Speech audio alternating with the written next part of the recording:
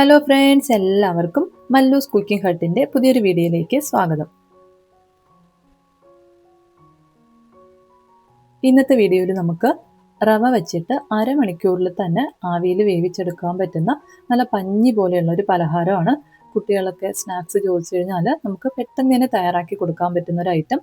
അപ്പോൾ ഇതെങ്ങനെയാണ് തയ്യാറാക്കി എടുക്കുന്നതെന്നൊന്ന് നോക്കാം. അപ്പോൾ നമ്മുടെ വീഡിയോയിലോട്ട് പോകുന്നതിന് മുമ്പായിട്ട് വീഡിയോ കാണുന്ന സമയത്ത് നിങ്ങൾക്ക് ഇഷ്ടപ്പെടുകയാണെന്നുണ്ടെങ്കിൽ എന്തായാലും ഒന്ന് ലൈക്ക് ചെയ്തേക്കണേ. അതുപോലെ തന്നെ ചാനലൊന്ന് സബ്സ്ക്രൈബ് ചെയ്ത് സപ്പോർട്ട് ചെയ്യാനും മറക്കല്ലേ. അപ്പോൾ നമ്മുടെ ഈ ഒരു പലഹാരം തയ്യാറാക്കാനായിട്ട് ഒരു മിക്സിയുടെ ജാറിലേക്ക് 2 മുട്ടയൊന്ന് പൊട്ടിച്ച് ചേർത്ത് കൊടുക്കാം. ഇനി ഇതിൻ്റെ കൂടെ 2 സ്പൂൺ അളവിൽ സൺഫ്ലവർ ഓയിലൂടെ ഒന്ന് ചേർത്ത് കൊടുക്കാം. ഇനി നമ്മൾ ഈ ഒരു പലഹാരം തയ്യാറാക്കിയെടുക്കുന്ന സമയത്ത് മുട്ടയുടെ സ്മെല്ലൊക്കെ ഒന്ന് കുറഞ്ഞ് കിട്ടാൻ വേണ്ടിയിട്ട് 3 ഏലക്ക കൂടെ ഒന്ന് ചേർത്ത് കൊടുക്കാം.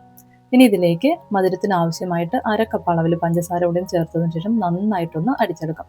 മുട്ടയൊക്കെ നല്ലതുപോലെ ഒന്ന് പതഞ്ഞ് പഞ്ചസാര നന്നായിട്ടൊന്ന് മെൽറ്റായി വരത്തക്ക രീതിയിലൊന്ന് അടിച്ചെടുക്കാം.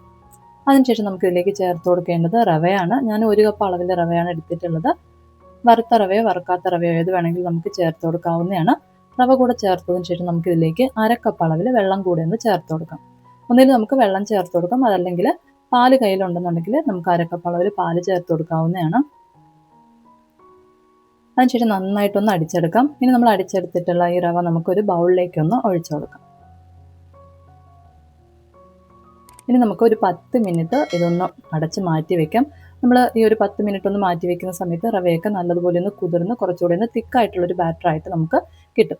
10 മിനിറ്റ് കഴിയുമ്പോഴത്തേക്ക് നമുക്ക് ഈ ഒരു രൂപത്തിലായിരിക്കും നമ്മുടെ റവ കിട്ടുന്നത്. അപ്പോൾ നമ്മുടെ ഇഡ്ഡലി മാവിൻ്റെയും ദോശമാവിൻ്റെയൊക്കെ ഒരു പരുവത്തിൽ വേണം ഇതൊന്ന് കലക്കി എടുക്കേണ്ടത്. ഇനി നമുക്കിതിലേക്ക് 1/4 ടീസ്പൂൺ അളവിൽ സോഡാപ്പൊടി കൂടെ ഒന്ന് ചേർത്ത് കൊടുക്കാം. അതിനുശേഷം നന്നായിട്ടൊന്ന് മിക്സ് ചെയ്ത് എടുക്കാം. സോഡാപ്പൊടി ഈ ഒരു റവയുടെ എല്ലാ ഭാഗത്തും എത്തത്തക്ക രീതിയിൽ നല്ലതുപോലെ ഒന്ന് കലക്കിയെടുക്കാം. നന്നായിട്ടൊന്ന് കലക്കി എടുത്തതിന് ശേഷം പിന്നെ നമുക്കിതൊന്ന് വേവിക്കാനായിട്ട് വെക്കണം. അപ്പോൾ അതിനായിട്ട് ഏത് ബൗളിലാണോ നമുക്ക് വേവിക്കാനായിട്ട് വെക്കേണ്ടത് ആ ബൗളിൽ ഒരല്പം എണ്ണ പുരട്ടിയതിന് ശേഷം നമുക്ക് കുറേശ്ശെയായിട്ട് ഈ മാവൊന്ന് ഒഴിച്ചു കൊടുക്കാം.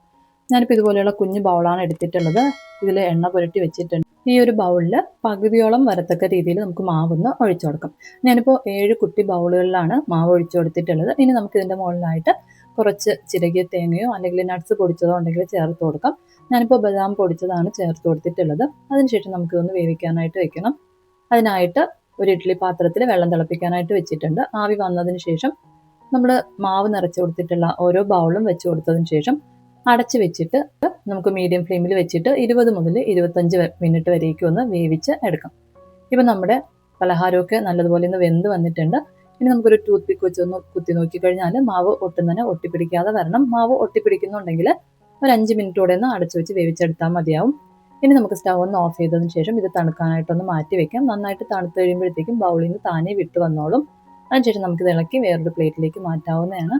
അപ്പോൾ ഇത്രയേ ഉള്ളൂ. നമുക്ക് പെട്ടെന്ന് തന്നെ തയ്യാറാക്കി എടുക്കാൻ പറ്റുന്ന നല്ല പഞ്ഞി പോലെയുള്ളൊരു പലഹാരമാണ്. അപ്പോൾ എന്തായാലും റവ വെച്ചിട്ട് ഇതുപോലെ ഒന്ന് തയ്യാറാക്കി നോക്കുക. നിങ്ങൾക്ക് വീഡിയോ ഇഷ്ടപ്പെടുകയാണെന്നുണ്ടെങ്കിൽ ലൈക്ക് ചെയ്യാനും അതുപോലെ തന്നെ ചാനലൊന്ന് സബ്സ്ക്രൈബ് ചെയ്ത് സപ്പോർട്ട് ചെയ്യാനും മറക്കല്ലേ. അപ്പോൾ പുതിയൊരു വീഡിയോയിലൂടെ നമുക്ക് വീണ്ടും കാണാം. Thank you, by.